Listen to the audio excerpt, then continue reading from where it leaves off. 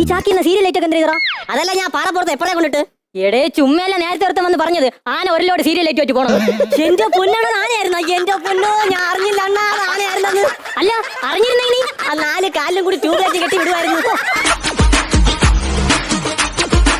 എങ്കിലും അറിവ് കൊടുത്തിട്ടാണോ മുങ്ങിയിരിക്കുന്നത്? അവൾ ഒരു മനുഷ്യനോടും പറഞ്ഞില്ല. വെളുപ്പാങ്കാലത്ത് നിന്നിച്ച് അവിടെ കൂട്ടുകാരത്തി ഉമയുടെ വീട്ടിൽ പോവാന്ന് പറഞ്ഞോണ്ട് അവള് പോയത്. എന്നാ താൻ പോയി അങ്ങനെ പറയരുത്.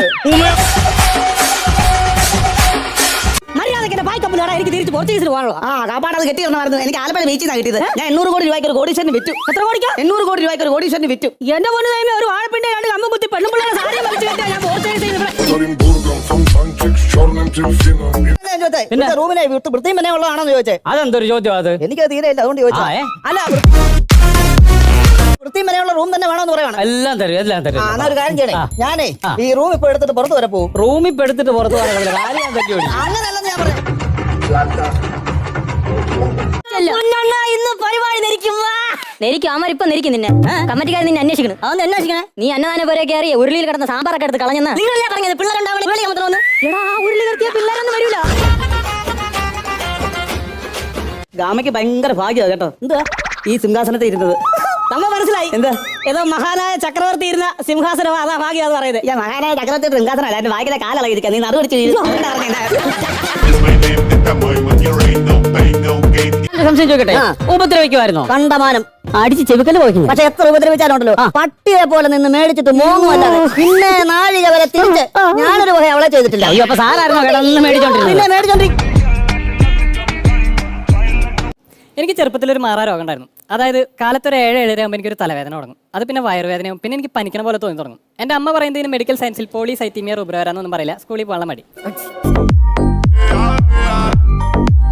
റൂമൊക്കെ എങ്ങനെയുള്ളതാ? റൂം ഇങ്ങനെ പിന്നല്ലാതെ പിന്നെ റൂം എങ്ങനെയാ? എല്ലായിടത്തും റൂം ചതുരത്തിലായിരിക്കും, ജനലും കട്ടളയൊക്കെ ഉണ്ട്. ഈ ടെസ്റ്റ് ഞാൻ വായിട്ട് കുത്തി തരും. പോടാ എന്റെ പൊന്നെണ്ണ KCB ലിസ്റ്റിൽ പേര് കൊണ്ട് മാത്രമാണ് ഞാൻ ഇവിടെ ജോലിക്ക് വന്നത്. KCB list പേരുണ്ടായിരുന്നോ?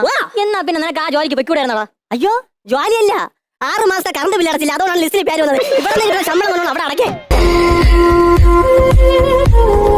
അതെന്താ? ഇത് ദൂരദർശൻ, ഇത് മനോരമയാ. ദൂരെയുള്ള സാധനങ്ങളൊക്കെ ഇതൊക്കെ അന്വേഷിച്ചിട്ട് വേണ്ടായോ കല്യാണം കഴിക്കാൻ? ആ പെങ്കൊച്ചിന്റെ വീട് എവിടാ? എന്റെ തൊട്ടടുത്ത വീടാണ്. എന്റെ അമ്മാവന്റെ മോള് പൊടിച്ചു. നിന്റെ അമ്മാവന്റെ മുളക് പൊടിച്ചിട്ടാണോ അവള് പോയത്? അതല്ലെന്ന്, എന്റെ അമ്മാവന്റെ മോള് പൊടിച്ചു. ഒരു കാര്യം ചെയ്യും, പിന്നെ ഐഡിയ ഒക്കെ ഉണ്ടോ? ഐഡിയ ഉണ്ടോന്നോ? എന്തെല്ലോ ഐഡിയ ഉള്ള ഒരു മനുഷ്യനായിരുന്നു. ഇപ്പൊ ഒരു ഐഡിയ ഇല്ല. അതാണോ പേത്തലയാ ചോദിച്ചത്? ഇവിടെ പ്രൂഫ് കാണിക്കണം. ID ഡ്രൈവിംഗ് ലൈസൻസ് ഉണ്ടോ കയ്യിൽ? ഞാൻ ലൈസൻസ് തന്നിട്ട് റൂം എടുത്തിട്ട് ഓട്ടോഷ ഓടിച്ച് കളിക്കാൻ വന്നതല്ല. ഇതെത്ര കൊല്ലത്തെ പഴക്കം? അയ്യോ 4000 വർഷം പഴക്കമുള്ള പ്രതിമ ഞാൻ കുറച്ചു മുമ്പ് ഉണ്ടാക്കി വെച്ചതേ ഉള്ളൂ. 30 കോടി രൂപ വിലയുള്ള സാധനം അറിയോ? ഞാനേ എന്താ വെട്ടിക്കോട്ട് ഗോപാലകൃഷ്ണൻ. അത് ശരി. എന്നിട്ട് ബെറ്റിക്കോട്ട് അല്ലല്ലോ ഇട്ടേക്കുന്നത്, മുണ്ടും ഷർട്ടും ആണല്ലോ.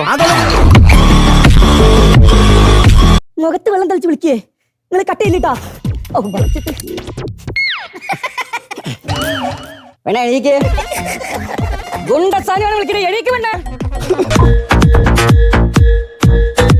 കാര്യം ചെയ്യ്, ഇയാൾ ഒന്നും ചെയ്യണ്ട, പേരെന്ന് പറഞ്ഞാട്ടെ. എന്റെ പേര് ദാസ്. ദാസ്, ചന്ദ്രദാസ്. ചന്ദ്രദാസ്, രാമചന്ദ്രദാസ്.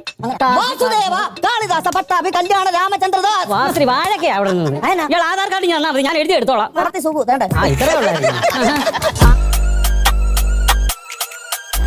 അല്ല ജോലി കൂലി ഇല്ലാത്ത നിനക്ക് എങ്ങനെയാണ് പെണ്ണ് കിട്ടിയത്? അതിനൊരു ഐഡിയ ചെയ്ത് ഞാൻ എഞ്ചിനീയർ ആണെന്ന് കള്ളം പറഞ്ഞ് ഞാൻ ഒരു എഞ്ചിനീയർ പെണ്ണിനെ തന്നെ കെട്ടി. എന്നിട്ട് പിറ്റേ ദിവസം തൊട്ട് ഞാനും അവളും കൂടെ തുണിക്കടയിൽ ജോലിക്ക് പോയി. അവളും നിന്നോട് കള്ളം പറഞ്ഞല്ലേ? അതാണ് പറ്റി. അപ്പൊ വേറൊരു കാര്യം കൂടെ. എന്താ? ഇവിടെ ഈ ആഹാരമൊക്കെ എങ്ങനാ? ഇവിടുത്തെ ആഹാരം എന്ന് പറഞ്ഞാൽ ചോറെന്ന് പറഞ്ഞാൽ ഉരുണ്ടിഞ്ഞ മണി പോലെ ഇരിക്കും, ദോശ ഇങ്ങനെ പരന്ന് വട്ടത്തിലിരിക്കും, ഇഡലി ഇങ്ങനെ കൊടുന്ന് പിള്ളേരുടെ കാര്യമാണ് കഷ്ടം. അവള് പോയ പിന്നെ പിള്ളേരാണെ വാ പൂട്ടാതെ കിടന്ന് കരച്ചില്ല. ഇപ്പോഴും കരഞ്ഞോണ്ടിരിക്കുക. വാ കാണിച്ചു തരാം. കരയുന്ന പിള്ളേരുടെ വാ ഞാൻ എന്തിനാ?